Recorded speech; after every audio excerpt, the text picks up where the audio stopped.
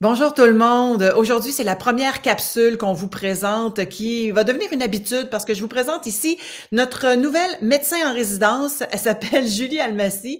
Julie, bienvenue sur la page de l'Institut de la santé consciente. Puis merci d'accepter l'invitation de devenir notre médecin en résidence. En fait, c'est un terme que je t'ai octroyé par simplement comme un clin d'œil parce que tu as accepté de venir faire quelques chroniques. Puis aujourd'hui, on va parler d'un de tes dadas qui est aussi le mien, c'est-à-dire celui du bénéfice de marcher en forêt pour la santé. Pourquoi c'est un dada pour toi?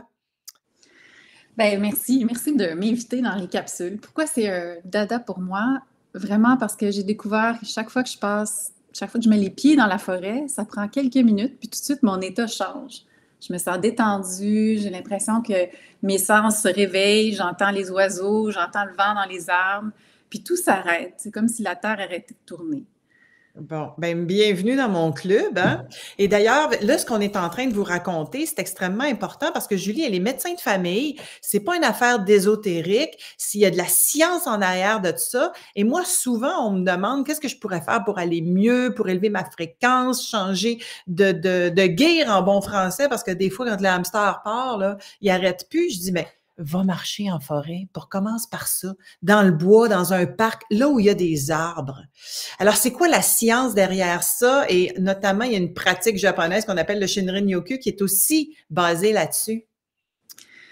En fait, au Japon, ce qu'ils ont découvert, c'est qu'ils ont décidé de faire des études pour démontrer ce qu'ils ressentaient. Donc, certains chercheurs ont mesuré le taux de cortisol dans le sang, qui est l'hormone souvent qu'on associe au stress, qui va augmenter quand on est stressé, puis se tenir un peu plus bas quand on est plus calme.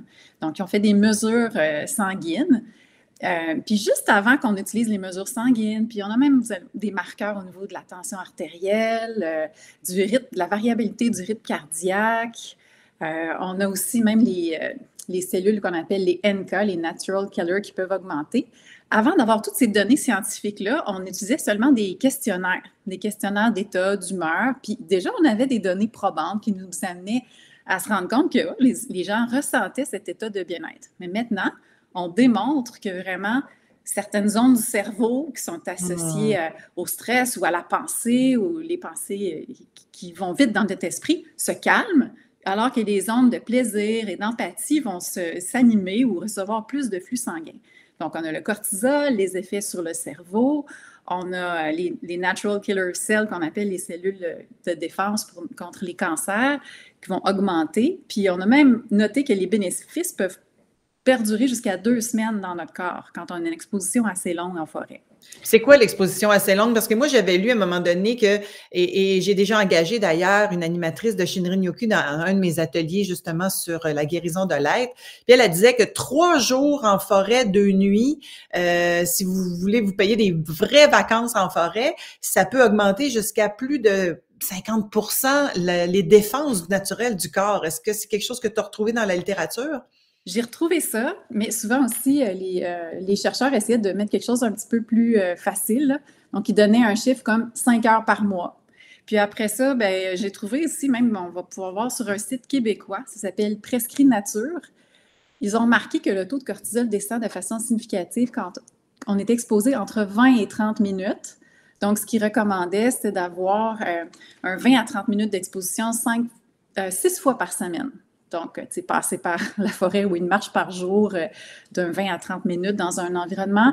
C'est certain que la forêt, c'est une immersion plus complète, mais on peut aussi avoir un parc dans notre quartier qui va nous amener des bénéfices quand même significatifs, comparables, moins élevés, mais quand même comparables. Ben voilà, si on parle aux gens, par exemple, qui sont à Montréal, là, le Mont-Royal, le parc La Fontaine, ça fait vraiment le travail quand on peut pas sortir de la ville pour aller faire une immersion totale en forêt dans le Grand Nord, par exemple, ou pas si loin que ça, juste dans le Nord ou quelque part autour, là. Mais oui, aller marcher dans le Mont-Royal, moi, quand j'étais à Montréal, je le faisais régulièrement, puis ça faisait le travail, là. Oui. Puis ce qu'on a essayé de faire pendant les recherches, c'est même de séparer un peu les éléments de la forêt pour voir si ça avait des effets sur nous. Donc, par exemple, juste les aérosols produits par les arbres, comme les saponines, par exemple, ou la pinine. Donc, ils ont mis ça en huile essentielle, puis ils ont exposé les gens, puis ils ont vu que les natural killer cells augmentaient réellement.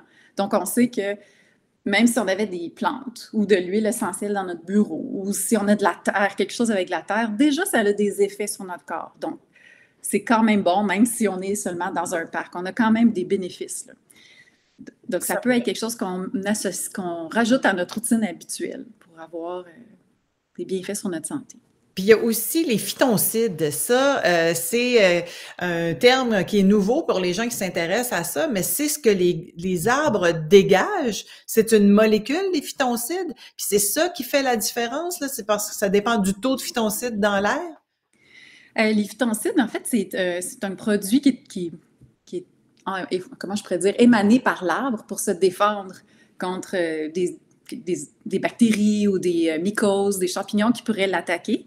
Mais sur notre corps, ça diminue la quantité de bactéries nocives aussi, comme un peu les staphylocoques. Donc, c'est peut-être une des raisons pour lesquelles on aurait une diminution de l'inflammation ou un meilleur contrôle de certaines infections. Il y a même une recherche qui démontrait que les gens atteints de maladies pulmonaires obstructives chroniques, la MPOC, avaient des bénéfices en s'exposant à la forêt. Donc, les phytoncides, les aérosols, donc les huiles essentielles, les sons de la nature aussi, il y a des études qui ont démontré juste les sons de chants d'oiseaux ont un effet parce que c'est un bruit un petit peu aléatoire, inattendu, qui n'est pas répétitif, puis ça nous met dans un état de détente. Donc, si on prend chaque élément de la nature séparément, on peut voir un peu l'effet de chacun sur le corps humain. Écoute, moi, j'habite dans les montagnes, près du parc du Mont Orford, et tous les jours ou presque, j'avais un chien jusqu'à récemment, donc je marchais au moins 2 fois par jour, mais tous les jours ou presque, même sans mon chien, je prends au moins 3/4 d'heure pour aller marcher dans la forêt parce que c'est un refuge pour moi. J'en parlais encore avec mon amoureux en fin de semaine, à quel point je suis heureuse dès que j'arrive dans la forêt. C'est vraiment un refuge et je vous dirais qu'au-delà, et là, moi, je vais prendre mon chapeau d'animatrice spirituelle, entre guillemets, là, au-delà de tout ce que les données scientifiques qui sont en train de supporter les raisons pour lesquelles on devrait connecter avec la forêt. Il y a aussi tout l'aspect de la connexion naturelle de l'être humain avec la vie dans la forêt. Alors, plus on va en forêt en conscience, et le Shinrin-yoku, c'est pas juste de marcher en forêt, hein, c'est pas une course en plus, c'est une marche en pleine conscience en forêt, c'est-à-dire prendre conscience de chacun des pas, de respirer, de regarder, de connecter avec la vie. Et moi, à force de faire ça, je peux pas dire que je vois les fées puis les gnomes, là. Je suis pas rendue là. Mais je ressens la vie en forêt. Puis ça me fait un bien énorme. Si j'avais pas ça, je dis souvent, si j'avais pas ça, là, je me promènerais avec plus la méditation le matin, là, je me promènerais en camisole de force entre Pinel et Hippolyte Lafontaine. Là, ça, c'est sûr. Alors, mais ça pour moi, ça apaise mon système nerveux. Ça a été rapporté par certains anthropologues là, qui, eux aussi, essaient de démontrer pourquoi on a tant de bénéfices à aller en forêt. Puis c'est ça, c'est une espèce d'élan naturel envers tous les éléments vivants, tous les êtres vivants. Donc, les humains aussi sont sensibles à ça, à la présence justement d'une plante, d'un arbre. Et là, on s'en retrouve entouré d'animaux, de plantes, d'arbres. Donc, le vivant, on est en lien avec le vivant. On termine là-dessus. Il y a des cardiologues, et j'en ai interviewé un à la radio, hein, François Reeves, qui est le neveu d'Hubert Reeves. Et lui, il prescrit des bains de forêt à ses patients, justement pour toutes les raisons que tu viens d'énumérer. Est-ce que c'est quelque chose qui est en train de devenir plus fréquent, Julie?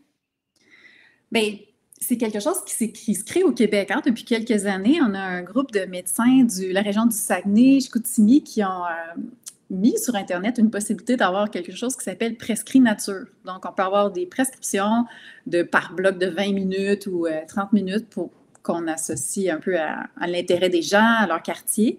Puis, ça s'en vient de plus en plus courant au Québec, mais ça existe déjà partout à travers le monde. Hein. On en a en Finlande. Ça a commencé par le Japon. Après ça, la Corée du Sud, qui s'est impliquée dans des programmes en santé mentale puis en santé physique aussi. Après ça, la Finlande, l'Écosse. Au Canada, il y en a beaucoup. Aux États-Unis, il y a beaucoup de gens qui peuvent être formés aux États-Unis comme guides de thérapie par la nature. Puis, c'est ça. Plus près de chez nous, au Québec, on a Prescrit Nature. Fait que les données qui augmentent, l'intérêt, le ressenti des gens de leur bien-être en forêt font que tout à coup, on va de plus en plus utiliser ça. Et ça vient nourrir aussi tout le courant des jeunes médecins qui tentent de déprescrire des médicaments, entre autres, pour redonner le pouvoir à leurs patients de dire, si tu fais telle activité, si tu manges mieux, si finalement tu revois tes habitudes de vie, tu n'auras peut-être pas besoin de prendre autant de médicaments. Et ça en fait partie. C'est une des solutions, là. Oui, effectivement. Wow! Hey, merci infiniment, c'est tellement passionnant, puis c'est exactement ça qu'on va faire avec vous autres. Si vous voulez nous nourrir en sujets que vous aimeriez qu'on aborde, eh ben n'hésitez pas à l'écrire en dessous de la vidéo, les sujets que vous aimeriez que Julie aborde. Évidemment, dans le champ de la médecine, elle est médecin de famille, mais comme vous le voyez, elle s'intéresse à beaucoup de choses. Alors, allez-y avec vos suggestions, puis on va voir ce qu'on peut faire dans les prochaines capsules. Julie, je suis vraiment contente que tu fasses partie de notre belle équipe, c'est-à-dire il y a toi puis moi pour l'instant, mais aussi tous les gens qui se joignent à tous les mercredis, tous les experts qui viennent dans mon salon Santé Consciente. Alors, merci de partager. On fait ça gratuitement pour répandre justement et diffuser des outils d'éveil de conscience à votre propre santé.